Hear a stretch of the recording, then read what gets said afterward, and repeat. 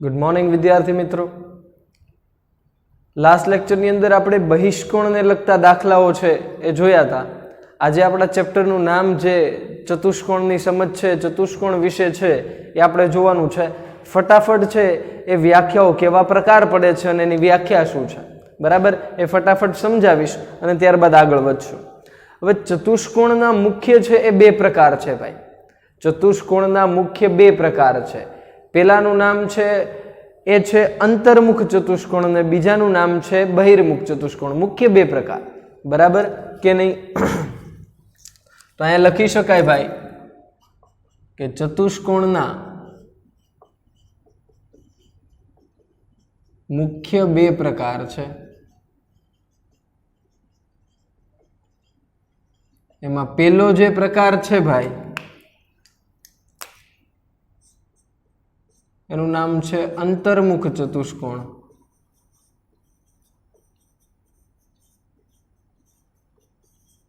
અને બીજું જે નામ છે એનું નામ છે બહિર્મુખ ચતુષ્કોણ।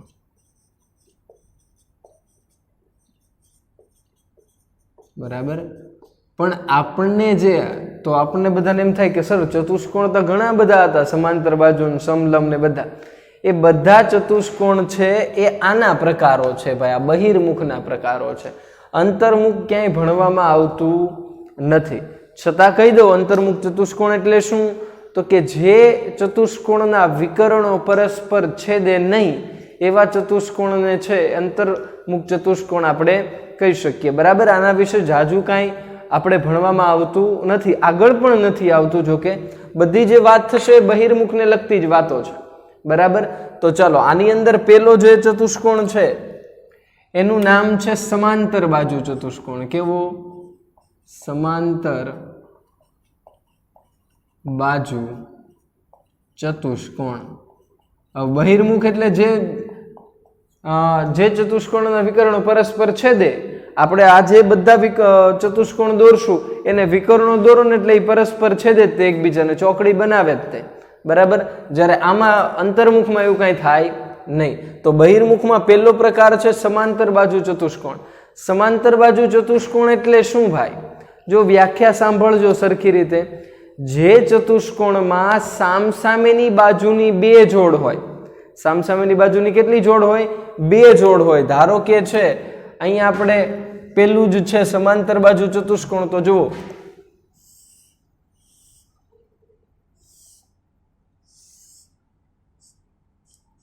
આવી રીતે સામસામેની બાજુની બે જોડ થાય। અહીંયા હું નામ આપી દઉં A, B, C અને D। તો AB અને DC આ બે સામસામેની બાજુની જોડ કહેવાય। આ એક જોડ, આ બીજી જોડ AD અને BC। ખ્યાલ આવે છે કે નહીં? તો સમાંતર બાજુ ચતુષ્કોણ એટલે શું? વ્યાખ્યા શું છે સમજજો કે સમાંતર બાજુ ચતુષ્કોણમાં સામસામેની બાજુની બે જોડ પૈકી બંને જોડ સમાંતર હોય ભાઈ। સમાંતરનો અર્થ થાય કે બંને વચ્ચેનું અંતર કેવું હોય? સરખું હોય। બંને જોડ જો સમાંતર હોય, ટૂંકમાં વ્યાખ્યા રાખવા માટે, યાદ રાખવા માટે આ એક શબ્દ બંને જોડ સમાંતર, બંને જોડ સમાંતર, આવું યાદ રાખવાનું એટલે વ્યાખ્યા યાદ રહી જાય।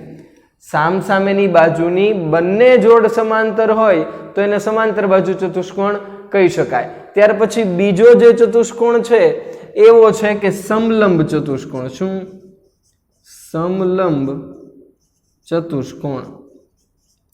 સમલંબ ચતુષ્કોણ એટલે શું ભાઈ?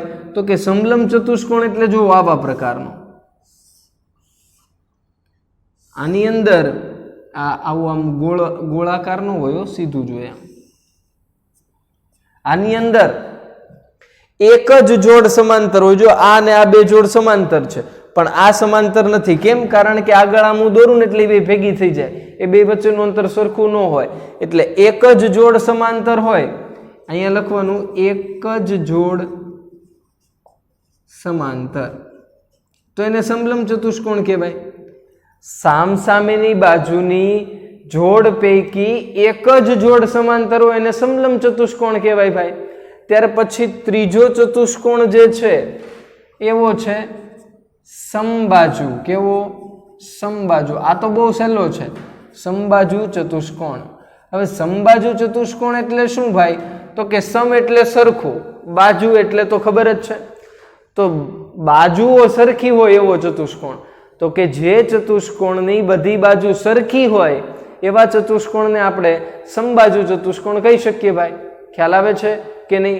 પણ આપણે વ્યાખ્યાને થોડીક અલગ રીતે બોલવાની છે, કારણ કે સરખી હોય તો ઠીક છે ભાઈ, સરખી તો હોય પણ સમાંતર પણ હોય. સાથે સાથે કેવી હોય? સમાંતર પણ હોય, સરખી પણ હોય અને સમાંતર પણ હોય. તો એવું કહી શકાય કે જે ચતુષ્કોણમાં સામસામેની બાજુની બંને જોડ સરખી અને સમાંતર હોય ભાઈ, એટલે કે ચારેય બાજુ સરખી હોય, આમ 1 2 3 અને 4, ચારેય બાજુ કેવી હોય? સરખા માપની હોય અને સામસામેની જોડ સમાંતર પણ હોય. તો આવા ચતુષ્કોણને આપણે સમબાજુ ચતુષ્કોણ કહી શકીએ. એવું પણ બોલી શકાય, વ્યાખ્યા એવી પણ બોલી શકાય કે જે સમાંતર બાજુ ચતુષ્કોણની ચારેય બાજુના માપ સરખા હોય એવા ચતુષ્કોણને આપણે સમબાજુ કહી શકીએ. હવે સમાંતર બાજુ હું શું કામ બોલ્યો? કારણ કે સમાંતર બાજુમાં બંને જોડ કેવી હશે? સમાંતર હશે. અને ચારેય બાજુ સરખી, એ આનો ગુણધર્મ છે. તો ચારેય બાજુ સરખી અને સમાંતર હોય તો એને આપણે સમબાજુ ચતુષ્કોણ કહી શકીએ. બરાબર છે? ચલો, ત્યાર પછી છે લંબચોરસ. ત્યાર પછી ચોથું છે એ છે લંબચોરસ. તો લંબચોરસમાં શું યાદ રાખવાનું ભાઈ? તો કે લંબચોરસની અંદર, લંબચોરસ બધાએ જોયેલું જ હોય ભાઈ. લંબચોરસની અંદર આ એક વસ્તુ છે ને એ મેઇન છે કે સામસામેની બાજુની જોડ સમાંતર પણ હોય, બે જોડ સમાંતર હોય અને ચારેય ખૂણા પણ સરખા હોય. એટલે આ સમાંતર બાજુ ચતુષ્કોણ તો છે જ તે, કારણ કે સામસામેની બાજુની બંને જોડ સમાંતર આમાં પણ હોય તો એ સમાંતર બાજુ તો કહેવાય જ તે. એટલે કે વ્યાખ્યા એવી બનશે, જે સમાંતર બાજુ ચતુષ્કોણના ચારેય ખૂણાના માપ સરખા હોય, 90 ના હોય. ખ્યાલ આવે છે? ચારેય ખૂણાના માપ સરખા હોય એવા પ્રકારના ચતુષ્કોણને આપણે લંબચોરસ કહી શકીએ. ખ્યાલ આવે છે? ચલો, ત્યાર પછી પાંચમું ચોરસ. ચોરસ એ ભાઈ સહેલું છે. ચોરસમાં શું હોય? તો કે ચારેય બાજુ સરખી હોય. તો ચારેય બાજુ સરખી તો ભાઈ આમાં સમબાજુમાં પણ નથી હોતી. તો કે હા હોય છે ભાઈ, પણ ફેર કેટલો? તો ચોરસ અને સમબાજુમાં ફેર એટલો ભાઈ કે આના ચારેય ખૂણા 90 અંશના હોય, આના ન હોય. ખ્યાલ આવે છે? આના ચારેય ખૂણા 90 અંશના હોય અને ચારેય બાજુ પણ સરખી હોય. ચારેય ખૂણા અને ચારેય બાજુ સરખી હોય અને ચોરસ કહેવાય. ખ્યાલ આવે છે? તો પહેલી વ્યાખ્યા ચોરસની એવી બની શકે કે જે ચતુષ્કોણની ચારેય બાજુ અને ચારેય ખૂણાના માપ સરખા હોય એવા ચતુષ્કોણને આપણે ચોરસ કહી શકીએ. બીજી વ્યાખ્યા ચોરસ માટે બોલવી હોય તો એવું બોલી શકાય, આ સમબાજુ તો છે જ તે, કારણ કે આમાંય બધી બાજુ સરખી હોય, આમાંય બધી બાજુ સરખી હોય. તો એવું કહી શકાય, જે સમબાજુ ચતુષ્કોણના ચારેય ખૂણા સરખા હોય એવા ચતુષ્કોણને આપણે ચોરસ કહી શકીએ. ખ્યાલ આવે છે કે નહીં? બરાબર છે? ઓકે. ત્યાર પછી છઠ્ઠી વ્યાખ્યા છે, છઠ્ઠો પ્રકાર છે પતંગાકાર. પતંગાકાર. પતંગાકાર એટલે શું ભાઈ? તો કે પતંગ જેવો જેનો આકાર હોય એ. આમ આપણે લંબુસ્યો પતંગ નથી આવતો આમ કરીને આમ લાંબો હોય એવો. તો એમાં શું હોય? તો કે એમાં સામસામેની બાજુની નહીં, પાસ પાસેની બાજુની. કેવી? પાસ પાસેની જે બાજુ હોય એ સરખી હોય, સમાંતર નહીં ભાઈ, સરખી હોય. કેવી હોય? પાસ પાસેની અલગ જોડ, અલગ જોડ હો. જો આ એક જોડ ને આ બીજી જોડ, પછી આ બે જોડ કહેવાય પણ અલગ કીધું એટલે પછી આ આવી ગયું ને કોઈ પણ એક બાજુ. તો આ હું જો જોડ કહું એમાં આ ને આ બાજુ આવી ગઈ. હવે હું આ બાજુ ન લઈ શકું, આ જોડ ન લઈ શકું. હવે એની સિવાયની બાજુની જોડ લેવી પડે, એટલે કે નીચેની. ખ્યાલ આવે છે? અલગ જોડ છે એ સરખી હોય તો એવા ચતુષ્કોણને આપણે પતંગાકાર ચતુષ્કોણ કહી શકીએ. બહુ સહેલું છે ભાઈ, બહુ એટલે બહુ જ સહેલું છે. તો હવે જુઓ, એની નીચે તમને ખરા ખોટા આપેલા છે અને ખરા ખોટા માટે મેં ભાઈ તમને બહુ એટલે બહુ સિમ્પલ વે કીધેલો છે, સરળ રસ્તો કીધો છે.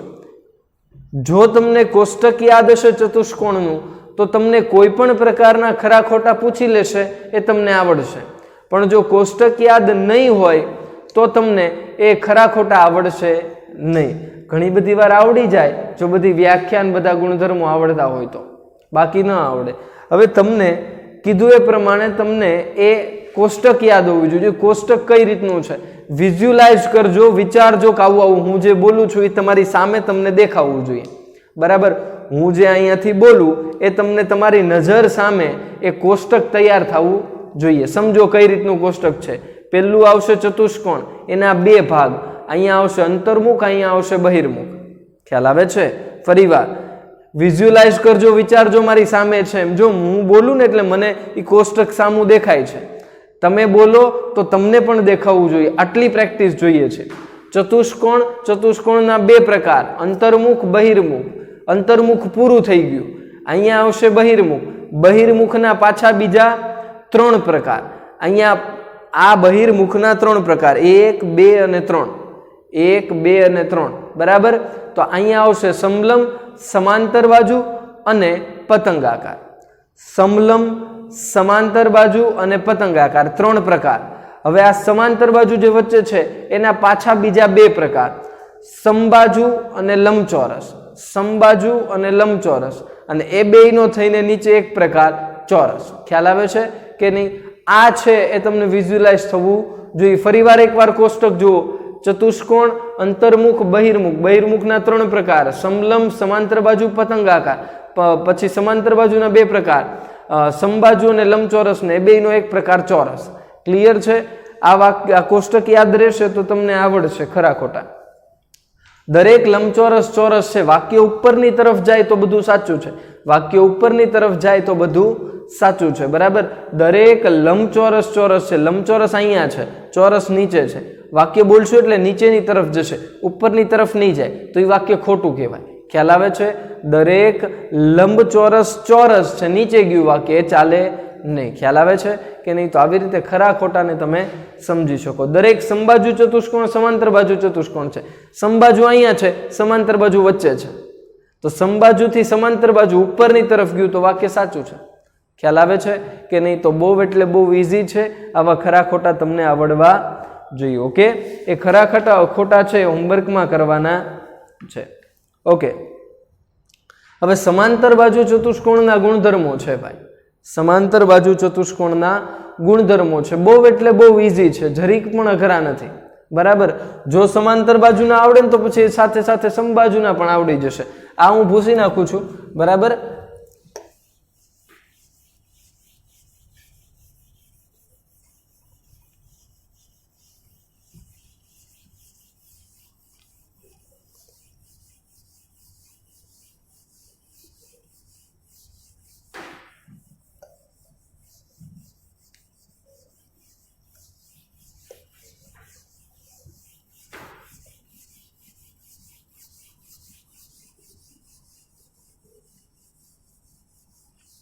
ચાલો હવે સમાંતર બાજુ ચતુષ્કોણના ગુણધર્મો એક જ આકૃતિ દોરીશ અને એમાં બધા ગુણધર્મો સમજાવી દઈશ. સેમ ટુ સેમ સમબાજુ માટે પણ એવી જ રીતે એક જ આકૃતિ દોરીશ અને સમજાવીશ. ચાલો, સમાંતર બાજુ ચતુષ્કોણના ગુણધર્મો. ઓકે, ચલો આકૃતિ છે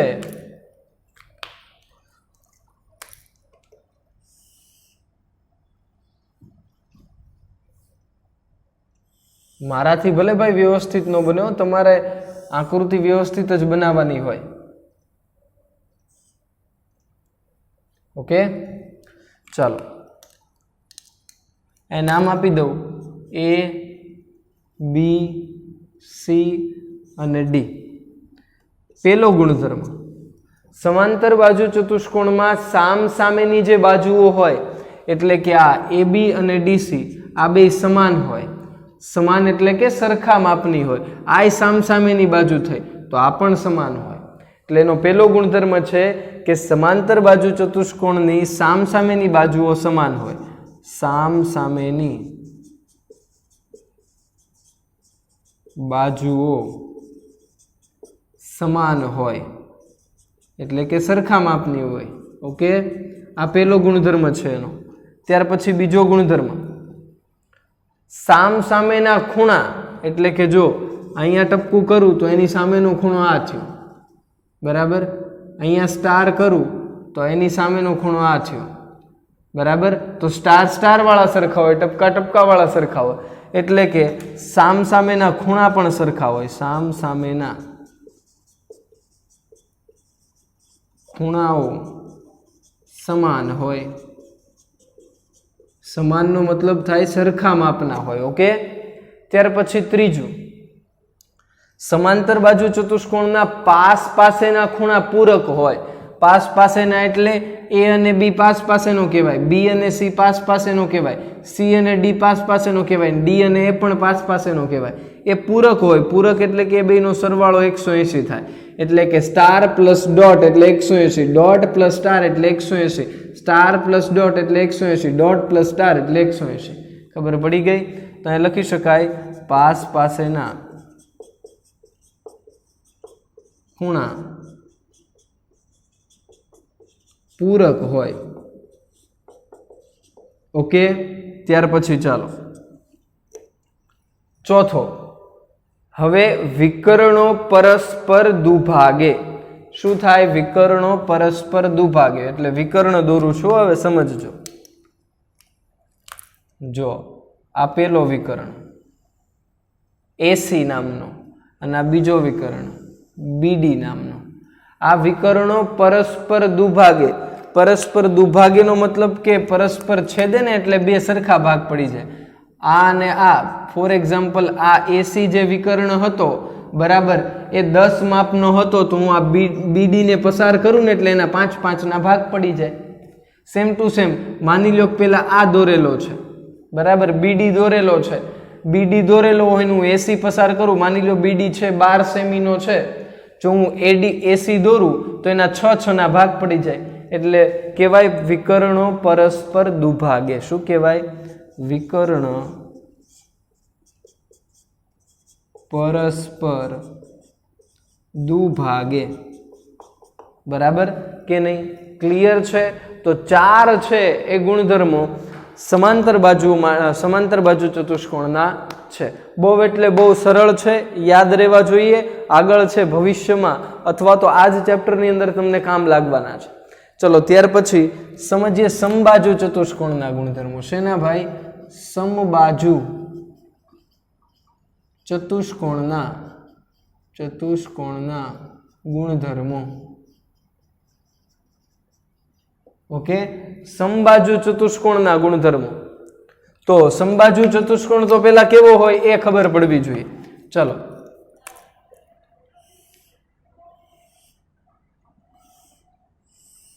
માની લો કે આ સમબાજુ ચતુષ્કોણ છે, માની જ લેવાનું, મારે ભલે સરખું ન દોરાય, તમારે સરખું દોરવાનું છે. આ સમબાજુ ચતુષ્કોણ છે જેનું નામ છે ABCD. શું નામ છે? ચાલો આપણે અલગ નામ આપીએ, PQRS. પણ બધી બાજુ કેવી હશે? સરખી હશે. બરાબર, બધી બાજુ કેવી હશે? સરખી હશે. તો અહીંયા પણ આ 4 ગુણધર્મો આની માટે પણ લાગુ પડે છે. પહેલો ગુણધર્મ શું છે? કે સામસામેની બાજુઓ સમાન હોય, તો આમાં પણ સમાન જ હોય ભાઈ. ઓકે, બીજો ગુણધર્મ સામસામેના ખૂણાઓ પણ સમાન હોય, તો આમાં પણ સમાન હોય ભાઈ. ખ્યાલ આવે છે? ઓકે, પાસ પાસેના ખૂણા પૂરક હોય, આમાં પણ પાસ પાસેના ખૂણા પૂરક જ હોય ભાઈ. વિકર્ણો પરસ્પર દુભાગે, અહીંયા દુભાગે જ તે. તો આ 4 ગુણધર્મો તો છે જ તે. તો એમ થાય કે આ બે સરખા ન થયા, પણ બે વિકર્ણો જે છે એ અલગ છે. સોરી, બે વિકર્ણો શું, બે ગુણધર્મો છે એ અલગ છે. એમાં પહેલો ગુણધર્મ એવો છે કે અહીંયા જે વિકર્ણો છે એ દુભાગશે, એ વાત 100%ની છે ભાઈ. બરાબર, એકા PR અને QS અથવા તો SQ નામનો જે વિકર્ણ છે એ પરસ્પર દુભાગશે, એ વાત 100%ની છે. ચલો આ દુભાગે. બરાબર, પણ 5મો ગુણધર્મ એવો છે ભાઈ કે વિકર્ણો પરસ્પર કાટખૂણે દુભાગે. કાટખૂણે દુભાગે. વિકર્ણો પરસ્પર ક્યાં દુભાગે? તો કે કાટખૂણે. અહીંયા દુભાગે ને એટલે ભાઈ હાથે હાથે 90 ના ખૂણા બની જાય. કેટલાના ખૂણા બની જાય? 90 ના ખૂણા બની જાય. જો અહીંયા 90, અહીંયા તે 90 ના ખૂણા બની જાય. ખબર પડી ગઈ ભાઈ કે નહીં? તો વિકર્ણો પરસ્પર કાટખૂણે દુભાગે એવો 5મો ગુણધર્મ થયો. 4 તો આ હતા જ તે, આ 5મો થયો. 6, વિકર્ણો પરસ્પર શિરોબિંદુ પાસે બનતા ખૂણા. શિરોબિંદુ પાસે એટલે કે આ ખૂણો શિરોબિંદુ પાસે કહેવાય. આ PQRS એ શિરોબિંદુ છે, બરાબર. એની પાસે જે ખૂણા બને છે આખો, બરાબર, એ ખૂણાને પણ દુભાગે. તો અહીંયા 6થો ગુણધર્મ એવો લખી શકાય કે વિકર્ણો પરસ્પર શિરોબિંદુ આગળ બનતા, વિકર્ણો શિરોબિંદુ આગળ બનતા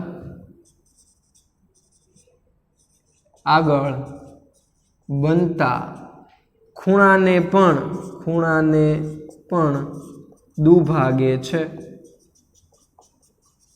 ખૂણાને પણ દુભાગે છે, બરાબર. એટલે જો આ પી ને આ મેં PR દોર્યો, આ અથવા તો અહીંયા R થી P દોર્યો, એટલે આ બે સરખા થઈ ગયા. માની લો આ 60 અંશનો હોય તો 30 ના ભાગ પડી જાય. અહીંયા R પાસે જે ખૂણો બન્યો ત્યાં પણ છે દુભાગે. માની લો કે આ 60 નો હોય તો 60 નો જ હોય, પણ ન્યાય 30 ના ભાગ પડી જાય. સેમ ટુ સેમ અહીંયા Q પાસે જે ખૂણો બન્યો ત્યાં પણ છે એ દુભાગશે, અને સેમ ટુ સેમ અહીંયા પણ દુભાગશે. ખ્યાલ આવે છે કે નહીં? તો વિકર્ણો શિરોબિંદુ આગળ બનતા ખૂણાને પણ દુભાગે છે. તો આ થયા ભાઈ સમબાજુ અને સમાંતર બાજુ ચતુષ્કોણના ગુણધર્મો. એ ખાસ જરૂરી છે. સ્ક્રીનશોટ પાડવો હોય તો પાડી લેજો. ટૂંકમાં લખ્યું છે, બરાબર. ટૂંકમાં લખ્યું છે, બહુ સરળતાથી તમને યાદ રહી જાય એવી રીતે. ઓકે, ચલો પાડી લીધો ભાઈ સ્ક્રીનશોટ. આગળ વધીએ. બહિષ્કોણ. હવે બહિષ્કોણ સેમ ટુ સેમ જ છે ભાઈ, એટલે એ સમજાવવાની જરૂર છે નહીં. ક્લિયર છે? એટલે બહિષ્કોણ નથી લેતો. આગળ સ્વાધ્યાય છે એ ડાયરેક્ટ શરૂ કરીએ. આ ભૂસી નાખું છું ભાઈ, સ્ક્રીનશોટ પાડી લીધો હશે.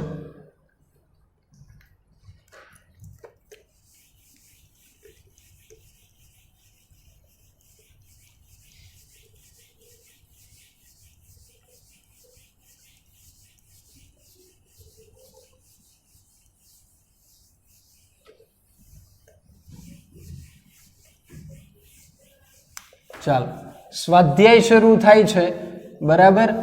બહુ એટલે બહુ સહેલા દાખલા છે એની અંદર, જરીક પણ અઘરા દાખલા નથી. પહેલા બે સૂત્રો બહુ અગત્યના છે ભાઈ, બરાબર. કારણ કે આવા એક માર્કમાં ઘણા બધા પ્રશ્નો પૂછાય છે. વિકર્ણો શોધો, વિકર્ણોની સંખ્યા શોધો. વિકર્ણોની સંખ્યા શોધો, બરાબર. વિકર્ણોની સંખ્યા શોધો એવો પ્રશ્ન પૂછે કે નિયમિત અષ્ટકોણ, નિયમિત સપ્તકોણ, નિયમિત પંચકોણ કે ષટકોણ કે ચતુષ્કોણ, કોઈ પણ કોણ કે એને વિકર્ણો કેટલા હોય? આપણે સમજીએ છીએ ભાઈ કે ધારો કે એક ચતુષ્કોણ દોરેલો છે, બરાબર, તો એને બે વિકર્ણો હોય. કેમ? અત્યારે હમણાં જેમ આપણે સમાંતર બાજુ અને સમબાજુમાં જોયા હતા ને, બે જ વિકર્ણો બની શકે. તો એ વિકર્ણો શોધવાની સંખ્યાનું સૂત્ર છે ભાઈ. સૂત્ર કંઈક આવું છે.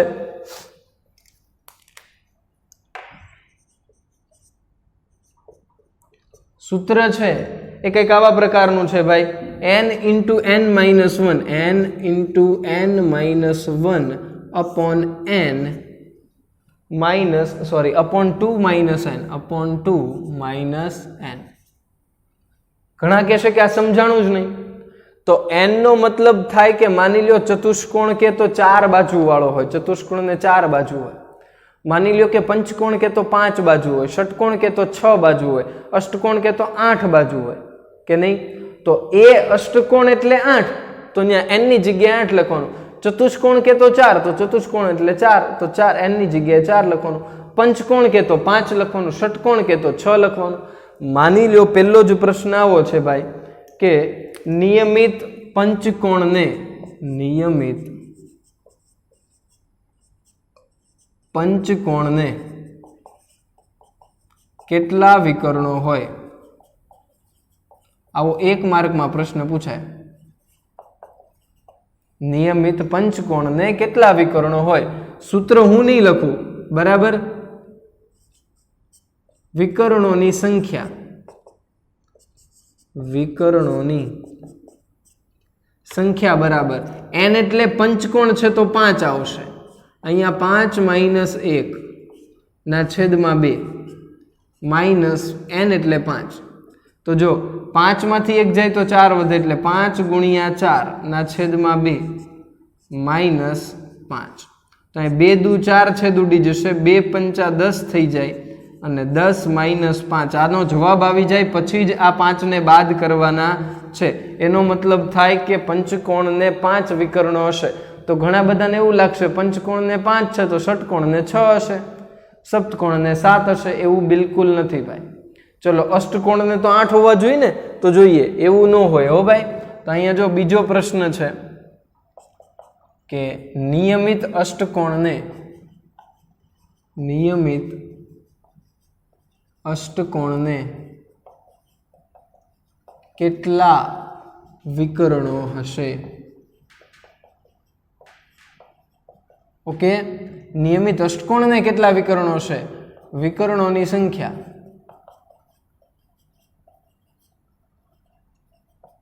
બરાબર n એટલે અષ્ટકોણ એટલે 8, 8 માઇનસ 1 ના છેદમાં 2 માઇનસ 8 બરાબર. ચલો 8 ગુણ્યા 7 ના છેદમાં 2 માઇનસ 8 આવું થશે. 8 માંથી 1 જાય તો 7 વધે ને ભાઈ, 2 ચોક 8 એટલે 4 સત્તા ને 28, 28 માઇનસ 8 એટલે 20 વિકર્ણો હોય. કેટલા હોય ભાઈ? 20 વિકર્ણો હોય. ખ્યાલ આવે છે? તો આમ છે એ વિકર્ણોની સંખ્યા 1 માર્કમાં પૂછી શકાય. ત્યાર પછી છે કે ભાઈ બહુકોણનો સરવાળો શું છે ભાઈ? એનો પછીનો ટોપિક છે બહુકોણનો સરવાળો. બહુકોણનો સરવાળો, આનું પણ સૂત્ર છે. એવો પ્રશ્ન પૂછાય કે 5 ખૂણાવાળી આકૃતિ પંચકોણના 5 ખૂણાનો સરવાળો કેટલો થાય? એવું પૂછે. ષટકોણ છે તો 6 ખૂણાનો સરવાળો કેટલો થાય? સપ્તકોણ છે તો 7 ખૂણાનો સરવાળો કેટલો થાય? 3 ખૂણાવાળો ત્રિકોણ છે તો ત્રિકોણનો સરવાળો કેટલો થાય? એ બધાને આવડતું જ હોય. તો સૂત્ર આવું છે ભાઈ, સૂત્ર છે કંઈક આવું છે, n-2 ગુણ્યા 180. સરવાળો બરાબર n-2 ગુણ્યા 180. માની લો કે મને આપણને એવું કીધું કે ભાઈ પંચકોણ, ચાલો પેલો પ્રશ્ન પંચકોણ. તો પંચકોણનો સરવાળો કેટલો થાય? પંચકોણ એટલે 5 ખૂણાવાળી આકૃતિ. તો n ની જગ્યાએ 5, 5 માઇનસ 2 ગુણ્યા 180. 5 માંથી 2 જાય તો 3 વધે, 3 ગુણ્યા 180, 18 તેરી 54 એટલે 540 અંશનો સરવાળો થાય. સેમ ટુ સેમ માની લો પૂછું કે ભાઈ ષટકોણનો સરવાળો કેટલો થાય? ષટકોણ બરાબર. તો શું લખાય? n-2 ગુણ્યા 180 આવું સૂત્ર છે. n એટલે 6, 6 માઇનસ 4 સોરી 6 માઇનસ 2 ગુણ્યા 180. તો 6 માઇનસ 2 એટલે 4, 4 ગુણ્યા 180, 18 ચોક 72, 720 અંશ સરવાળો થાય ભાઈ. તો આવા પ્રકારના પણ દાખલા તમને પૂછી શકે, તમને આવડવા જોઈએ. આ 2 સૂત્રો છે અગત્યના છે. ત્યારબાદ આકૃતિને લઈને છે એ બધા દાખલાઓ છે આવે છે. 2-3 આકૃતિઓ કરાવીશ પછી તમને જાતે આવડવું જોઈએ. ક્લિયર છે? આમાં આકૃતિમાં જે પ્રશ્નો પૂછાય છે ને એમાં આ સૂત્રની બહુ જરૂર પડશે ભાઈ. આ સૂત્રની બહુ જરૂર પડશે એટલે તમને આ સૂત્ર આવડવું જોઈએ ભાઈ. ધારો કે પંચકોણ છે તો 4 ખૂણા આપ્યા હોય ને 5મો ખૂણો ગોતવાનું કે, પણ એ 5 ખૂણાનો સરવાળો તો પહેલા ખબર પડવી જોઈએ ને, તો આપણે બરાબર કરીને એ સરવાળો લખી શકશું. પેલા તો એ જ ન ખબર હોય તો. એટલા માટે આ સૂત્ર છે પેલા અગત્યનું છે.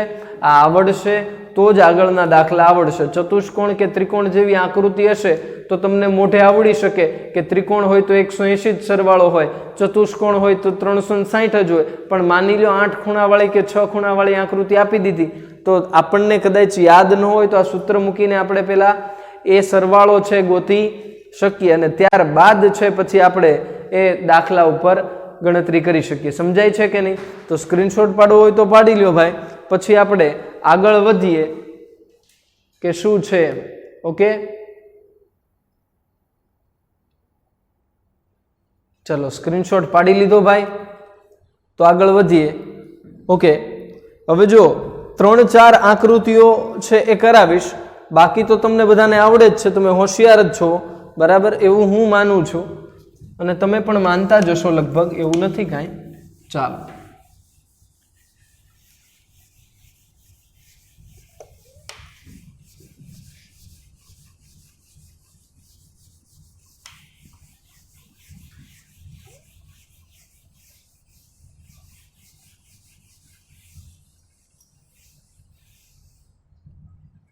જો આકૃતિઓ થોડીક અઘરી હોઈ શકે પણ દાખલા અઘરા ન હોય, બરાબર. ધારો કે પેલી જ આકૃતિ, જો મારાથી આકૃતિ થોડીક સરખી ન દોરાય કારણ કે મારું ડ્રોઈંગ સારું નથી, બરાબર, તો પાછા દાંત ન કાઢતા હો.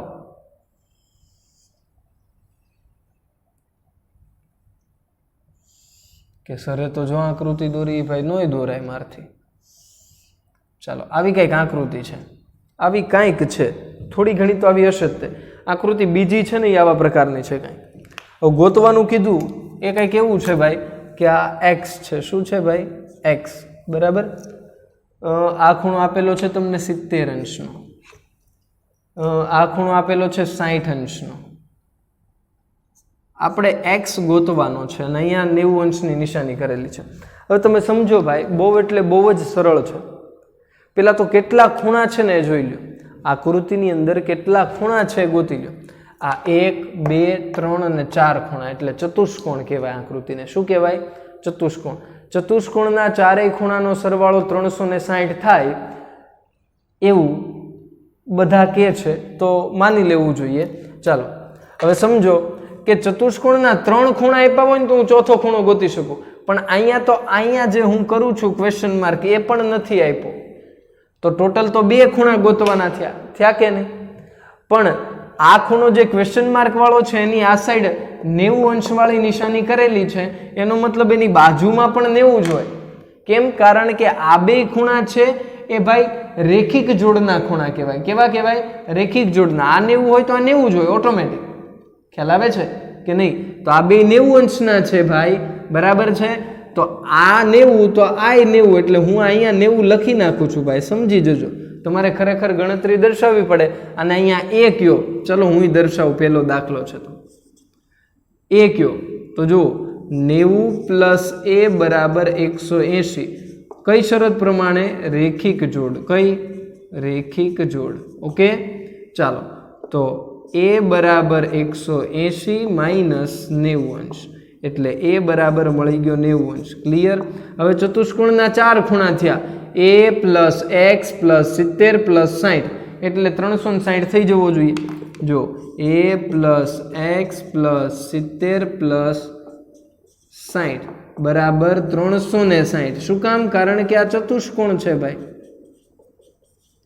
ખ્યાલ આવે છે કે નહીં? તો આ a ની કિંમત ખબર છે 90 વત્તા x ની નથી ખબર. આ 70 અંશ વત્તા 60 અંશ બરાબર 360. બરાબર. ચાલો 90 વત્તા 60 એટલે 150. 150 + 70 એટલે 220. તો x + 220 બરાબર 360 અંશ. આ 220 ઓલી સાઈડ વયા જાય એટલે x બરાબર 360 અંશ માઇનસ 220 અંશ એટલે x બરાબર મળશે 140 અંશ. તો આપણો જવાબ છે. ખ્યાલ આવે છે? x ની કિંમત મળશે 140. બહુ ઇઝી છે ભાઈ, જરીક પણ અઘરું નથી. થોડુંક લખવામાં લાગે, બાકી અઘરું નથી. આ એક્ઝામમાં પૂછાણો તો દાખલો યાદ હોય તો. આ દાખલો છે એ તમને એક્ઝામમાં પૂછ્યો તો મેં. ઘણા બધાને આવડ્યો હશે અને ઘણા બધાને કંઈ ટપ્પોય નહીં પડ્યો હોય. આવી કંઈક આકૃતિ હતી. આ છે 30, પછી xx. આ ખૂણો છે એ 30 નો આપેલો છે, 30 અંશ. બરાબર છે કે નહીં ભાઈ? પછી આ જે છે આ 2 ખૂણા, આ x અને ix, એનો મતલબ કે આ 2 ખૂણાના માપ સરખા છે ભાઈ. શું કે છે?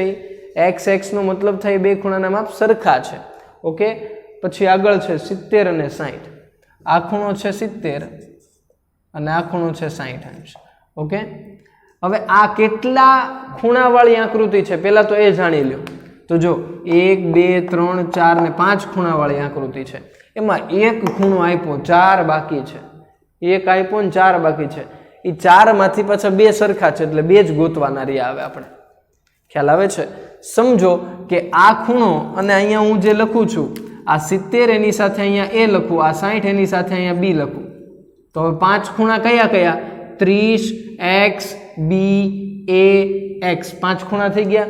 તો જુઓ તો a અને b તો મળી જશે. કેમ? કારણ કે આ 70 અને એ રેખિક જોડ કહેવાય, 60 અને b એ રેખિક જોડ કહેવાય.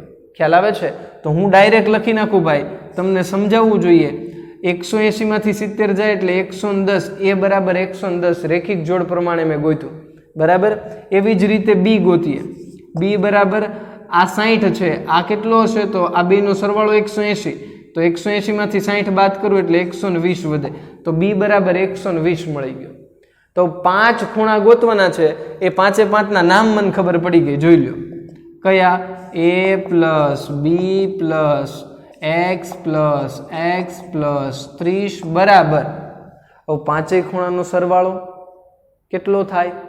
હમણાં જ કીધું હતું કે જરૂર પડવાની છે ભાઈ. તો સૂત્ર મૂકો ચાલો કે n-2 ઇન્ટુ 180 બરાબર. ચલો n-2 એટલે કે 5 - 2 ગુણ્યા 180. 5 માંથી 2 જાય તો 3, 3 ગુણ્યા 180 એટલે 18 તેરીને 54, 540 થાય ભાઈ. તો અહીંયા 540 લખવા પડે. ખ્યાલ આવી ગયો? ચલો a પ્લસ b એની જગ્યાએ લખાય 110, b ની જગ્યાએ લખાય 120, x અને x એટલે કે 2x થઈ જાય વત્તા 30 બરાબર 540. હું આ સરવાળો કરીને ઓલી સાઈડ જવા જ દઉં છું ડાયરેક્ટ. 110 અને 120 230 અને 230 અને 30 260 કેટલા થાય?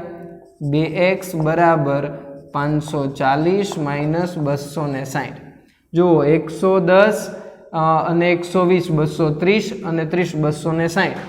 540 માંથી 260 બાદ કરીએ ભાઈ તો અહીંયા મીંડું, અહીંયા 14 માંથી 6 જાય તો 8, 4 માંથી 2 જાય તો 2, 280. 2x બરાબર મળશે 280.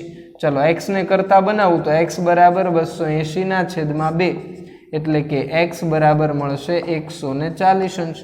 તો આપણો જવાબ છે આ ભાઈ x છો. મારાથી થોડોક એવો થઈ જાય છે પણ તમે સમજી જજો. બરાબર? ક્લિયર? તો બહુ એટલે બહુ સરળ દાખલો છે ભાઈ. ચલો હજી એક આવો દાખલો આવા પ્રકારનો જોઈ લઈએ, પછી મને એવું લાગે છે કે આ ચેપ્ટરને હવે વિરામ આપી દેવો જોઈએ. બહુ સહેલો છે ભાઈ. ઓકે, ઘણા બધા સેમ ટુ સેમ જ દાખલા છે. આની પછી એક દાખલો કરાવીશ પછી પૂરું કરીએ. હવે માની લો કે પંચકોણની આકૃતિ છે અને નિયમિત પંચકોણ છે. કેવો છે પાછો? નિયમિત.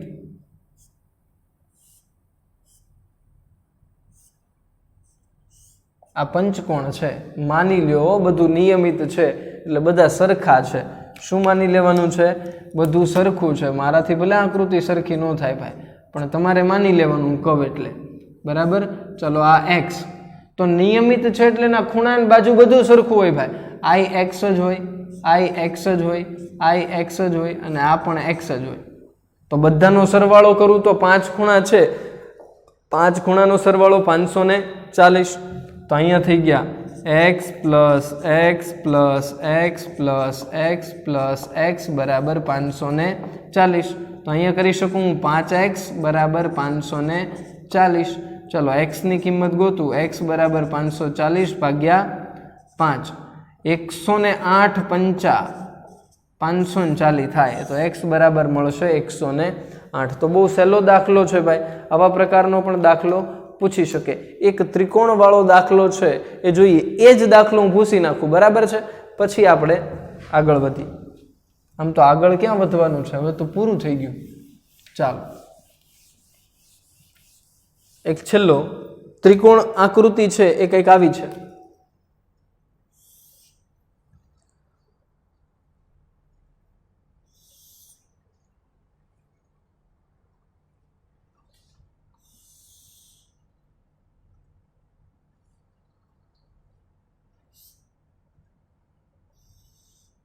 માની લેજો હારી જ છે ભાઈ બહુ. ચાલો હવે જો કંઈક માપ આવા આપ્યા છે, આ છે 135, આ છે 135 અંશ, પછી આ છે 115 અંશ, 115 અંશ, અને આ ગોતવાનો છે, બરાબર, આ ગોતવાનો છે. તો એ ગોતવા માટે બે રીત છે ભાઈ, એ ગોતવા માટે બે રીત છે. પહેલા તમે આ 115 નો આ અંદરનો ખૂણો ગોતી નાખો, જેને નામ હું આપી દઉં a, આને અંદરનો ખૂણો નામ આપી દઉં b, અને આના અંદરનો ખૂણાને નામ આપી દઉં c.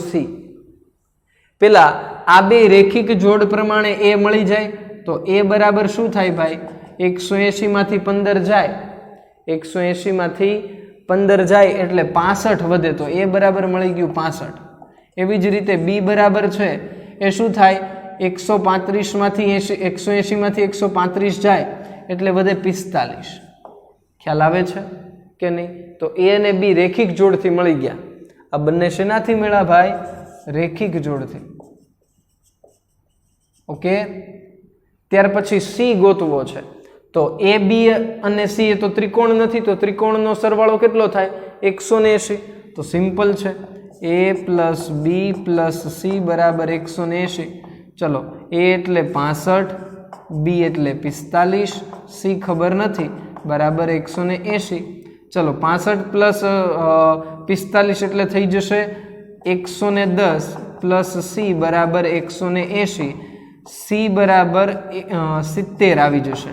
કેમ ખબર પડી? 110 ને મેં ઓલી સાઈડ જવા દીધા એટલે c મને મળી ગયો. 180 માંથી 110 બાદ થઈ જાય એટલે 70 વધે. હવે c અને x એ બે પાછા રેખિક જોડના થાય. શું થાય? c અને x રેખિક જોડના થાય, બરાબર. તો x મળી જાય, તો c પ્લસ x બરાબર 180. c છે 110, c વત્તા c છે 70, સોરી 70 પ્લસ x છે ગોતવાનો છે 180.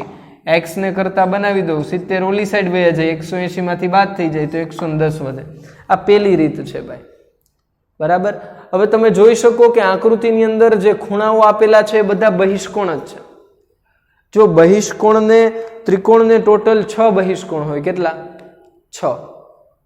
આ ત્રિકોણ જ છે, એને 6 બહિષ્કોણ હોય, ને 6 બહિષ્કોણનો સરવાળો 720 થાય. પણ અહીંયા 6 નથી આપ્યા, 3 જ આપ્યા, 1 2 અને 3. 6 બહિષ્કોણનો સરવાળો 720 થાય, તો 3 બહિષ્કોણનો સરવાળો 360 થાય. કેટલો? 3 બહિષ્કોણનો સરવાળો 360 થાય, બરાબર. ટૂંકી ગણતરી, બહુ ઈઝી છે ભાઈ. 3 બહિષ્કોણનો સરવાળો 360 થાય, 6 નો 720, એની કરતા ડબલ, બરાબર. તો જો અહીં એવું કહી શકાય 135 વત્તા 115 વત્તા x બરાબર 360, કાઉન્સમાં લખાય બહિષ્કોણ એમ. ચલો, આ બેનો સરવાળો કરું તો 15 નાખી દઉં એટલે 150 અને 250 અંશ વત્તા x બરાબર 360 અંશ. ચલો, x ને જો હું કરતા બનાવું તો 360 અંશમાંથી 250 અંશ બાદ થઈ જાય એટલે x બરાબર 110 અંશ મળે. જો આપણને એવું જ મળ્યું હતું, નીચે પણ આપણો જવાબ એવો જ હતો. ખ્યાલ આવે છે કે નહીં? એટલે ભાઈ બહુ ઈઝી છે, જરીક પણ અઘરું નથી. ખ્યાલ આવવો જોઈએ, બરાબર છે. તો આજના લેક્ચરમાં આપણે અહીંયા સુધી રાખીએ છીએ. નેક્સ્ટ લેક્ચરમાં કોઈ પણ નવું ચેપ્ટર છે શરૂ કરશું. ખ્યાલ આવે છે કે નહીં? તો હોમવર્કની અંદર શું કરશો? પહેલા તો એ હોમવર્કની અંદર તમારે સૌથી પહેલા તો થોડુંક હોમવર્ક વધારે હશે. હોમવર્કની અંદર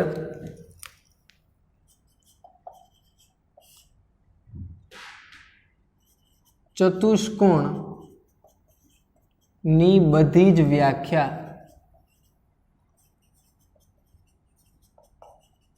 વ્યાખ્યાઓ, પછી એની અંદર ખરા ખોટાઓ, ખરા ખોટા, પછી સ્વાધ્યાયમાંથી આ આકૃતિવાળા પ્રશ્નો, આકૃતિવાળા પ્રશ્નો કોઈ પણ 5 કરવા, બરાબર. કોઈ પણ કેટલા? 5. ફરીવાર હોમવર્ક રિપીટ કરું છું ભાઈ. ચતુષ્કોણની બધી જ વ્યાખ્યાઓ લખવાની અને પાકી કરવાની, એની નીચે આપેલા ખરા ખોટા લખવાના, અને આકૃતિવાળા સ્વાધ્યાયમાંથી જે આકૃતિવાળા પ્રશ્નો છે એવા કોઈ પણ 5 દાખલા સિલેક્ટ કરવાના, સરળ નહીં લેવાના, થોડાક અઘરા લેવાના, એટલે તમે પ્રેક્ટિસ વધારે વ્યવસ્થિત કરી શકો. ક્લિયર છે? આટલું હોમવર્ક છે. હોમવર્કનો સ્ક્રીનશોટ પાડી લેજો ભાઈ. અહીંયા સુધી રાખીએ છીએ. નેક્સ્ટ લેક્ચરની અંદર આગળ છે એ વધશું.